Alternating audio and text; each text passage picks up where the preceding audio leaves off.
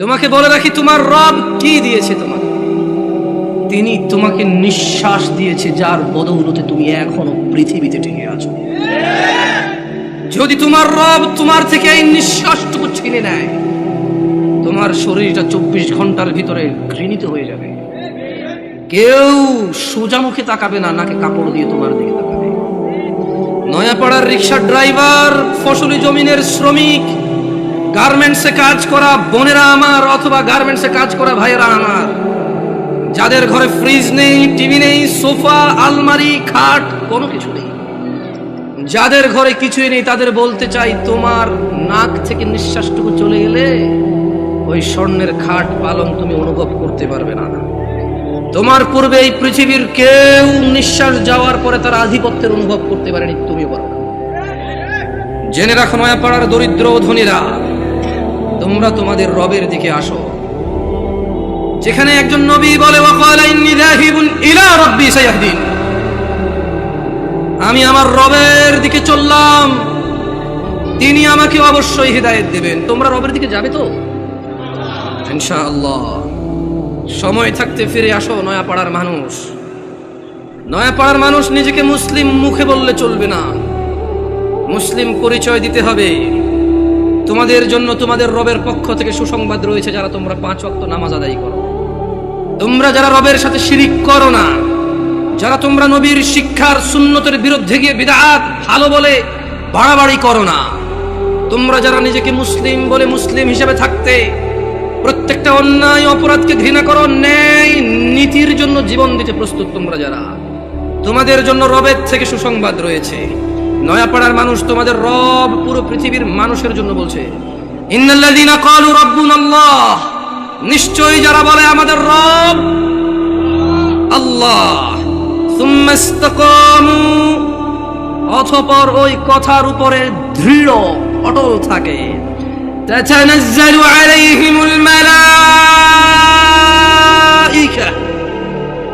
যারা বলে আমাদের রব হচ্ছে আল্লাহ, এই কথার উপর যারা অটল অবিচল থাকে, আল্লাহ বলছে তাতানাজ্জালু আলাইহিমুল মালাইকা, আল্লাহ এই লোকগুলোর জন্য ফেরেশতা নাজিল করে। ফেরেশতারা ওদেরকে বলে, আল্লাহ তাখাফু, তোমরা ভীত হয়ো না, কিচ্ছু করতে পারবে না কেউ তোমাদের। 70 বছরের জীবন কে কতই আর কষ্ট দেবে, কতটুকুই বা দরিদ্রতা ভুগবে, কতটুকুই বা অসুস্থতা ভুগবে, কতটুকুই বা লজ্জিত অথবা অপমানিত হবে, কতটুকুই বা অবহেলিত হবে, কতদিনই বা তোমাকে বিচার সালিশে ডাকা হবে না, কতজনই বা তোমার মেয়ের বিয়ের জন্য আসবে না। আল্লাহ তাখাফু, ভয় পেও না। কতজন কতদিন মারতে আসবে বলবে, কতজন কতদিন বলবে হুজুর এখানে কোরআন সুন্নাহর দাওয়াত দেন, আমাদের বিরুদ্ধে যায় এমন কিছু বলিয়েন না।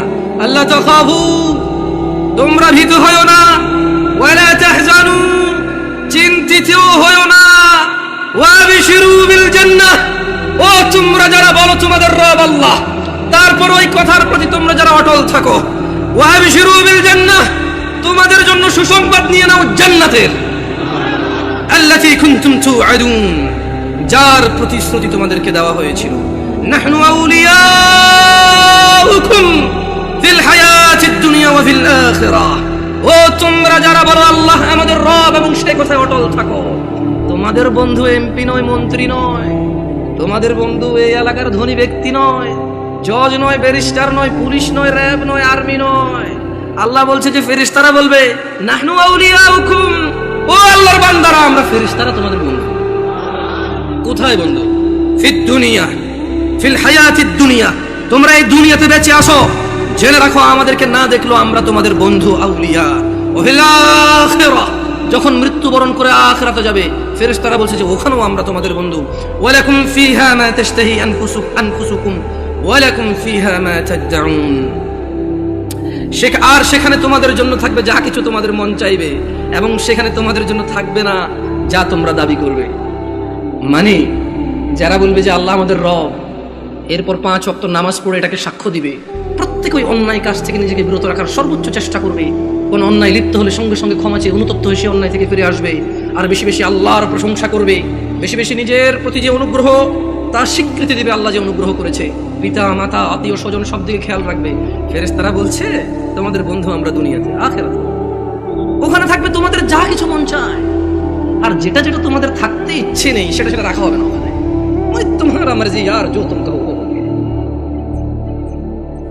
তোমার ইচ্ছা ইচ্ছা ওখানে।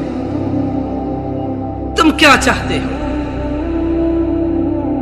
কি লাগবে তোমার সেটাই রাখা হবে,